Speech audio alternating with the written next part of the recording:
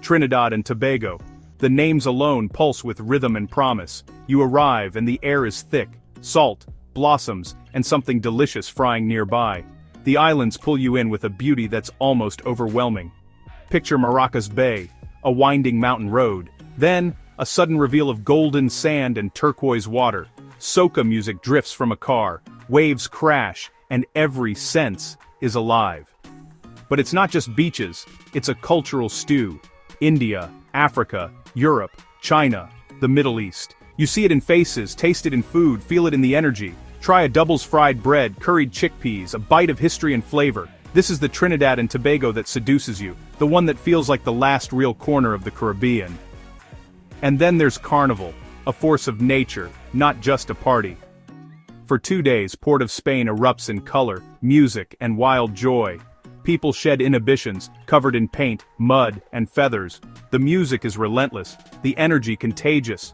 It's easy to get lost in the spectacle, to believe this is all there is. But paradise is never simple. Beneath the shimmering surface, there's a darker current. The same energy that fuels creativity can turn dangerous. The beauty is real, but it's not the whole story. To truly know Trinidad and Tobago, you have to look past the postcard and into the shadows. The sun in Trinidad can be blinding, but when it sets, shadows deepen and another side of the island stirs. Trinidad and Tobago faces a serious crime problem, one of the world's highest murder rates outside war zones. The threat isn't just in bad neighborhoods. It can feel random, unpredictable. Home invasions, kidnappings, armed robberies, these are daily realities. For visitors, it means constant vigilance. Don't walk alone at night, be careful with taxis, keep car windows up. The freedom of a tropical vacation is replaced by caution. Corruption is the invisible hand behind much of the chaos. Stories of police on the take, politicians with gang ties, and a justice system favoring the powerful are common. Trust in institutions erodes and people feel abandoned. In this vacuum, gangs and criminals become local authorities. Environmental crime is another threat. Illegal quarrying scars the northern range. Industrial pollution poisons mangroves and marine life. Even the national bird, the scarlet ibis, finds its sanctuary under threat. It's a slow-motion violence against the very nature that makes these islands special. Street crime, corruption, and environmental degradation form the dark underbelly of this Caribbean paradise. The contrast between beauty and danger is stark. It's a reality that shapes every aspect of life here, and it's impossible to ignore. Statistics are cold, but behind every number is a story. Imagine Marcus, a hard-working mechanic, closing his garage at dusk. 2 young men arrive, guns drawn, not for money, but for his beloved car. Marcus hesitates, and in that moment, everything changes. His family loses a father, his community loses a friend, and fear replaces trust. Shops close earlier, neighbors eye strangers with suspicion, and the fabric of community unravels. This is the true cost of crime, a wound on the soul of a place. Or, consider a British couple, drawn to Tobago for peace, only to face a brutal home invasion. The husband is killed, the wife injured, and the dream of paradise shattered. These stories humanize the headlines. For every tourist sipping rum on the beach, there's a local family praying for safety. For every carnival masquerader, a mother mourns a son lost to violence. The weight of this violence shapes daily life and leaves scars on the nation's psyche. It's a burden the sun and beaches can't erase. The dream of paradise collides with harsh reality. Yet these stories are not just warnings. They're reminders of what's at stake. They show the resilience and heartbreak woven into everyday life. The struggle is real, and so is the hope for something better. In Trinidad and Tobago, every joy is hard-won, and every loss is deeply felt.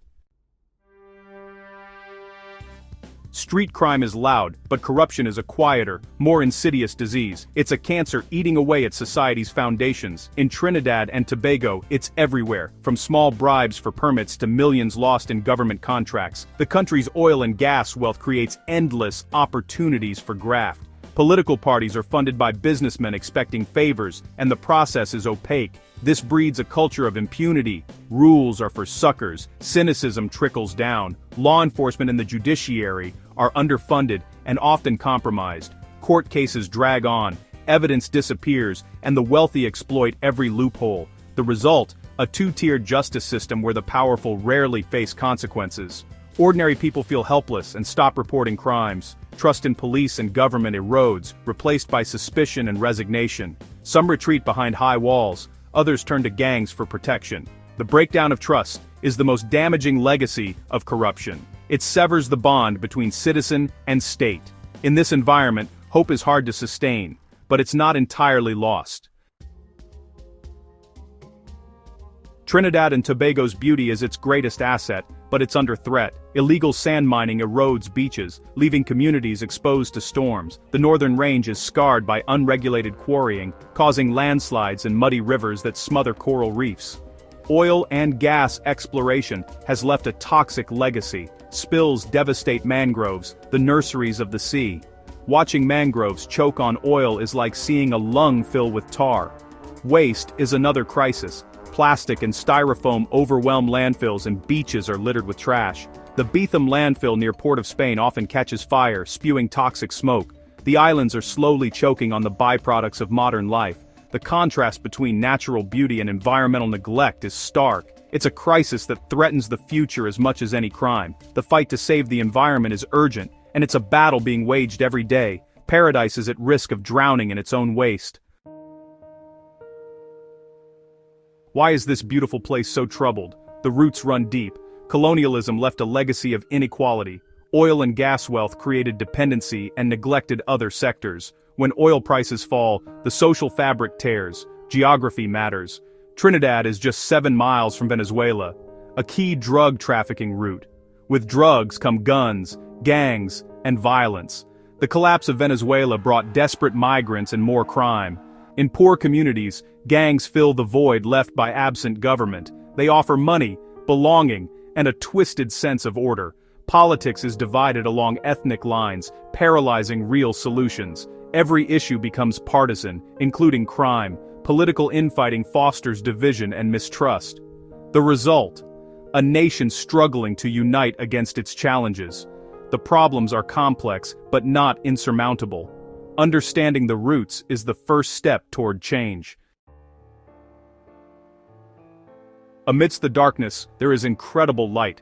Trinidadians and Tobagonians are fighters, not victims. Their resilience is woven into the culture, fueling Carnival's creativity and daily acts of courage. You see it in laughter, generosity, and fierce national pride. Shopkeepers reopen after robberies, communities organize neighborhood watches, teachers mentor at-risk youth. These quiet heroes are the glue holding the country together. Liming, the art of doing nothing together, reinforces social bonds and keeps communities strong. In a place where institutions can't always be trusted, informal networks are everything.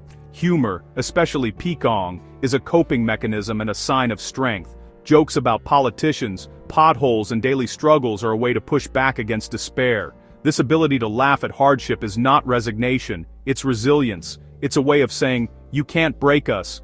The spirit of the people is the island's greatest strength. Even in the face of adversity, hope persists. The fight for a better future is ongoing, and it's led by those who refuse to give up. Their determination is a powerful force. It's what keeps the nation moving forward. It's not just individual resilience, there are organized efforts for change. The government has launched anti-crime initiatives, police reform, new technology, stronger borders. Results are mixed, but the problem isn't ignored. More inspiring are grassroots movements, non-profits, community groups, and environmental activists. After-school programs offer alternatives to gangs, activists fight pollution and illegal quarrying, economic initiatives push for diversification, reviving agriculture, promoting ecotourism, and supporting tech startups. These efforts are small, but they matter. Change is slow, setbacks frequent, but hope persists. These groups are watchdogs and advocates, refusing to let issues be swept aside. They're writing a new, more hopeful chapter for Trinidad and Tobago. Their struggle is a story worth telling, and it's a fight for the nation's soul.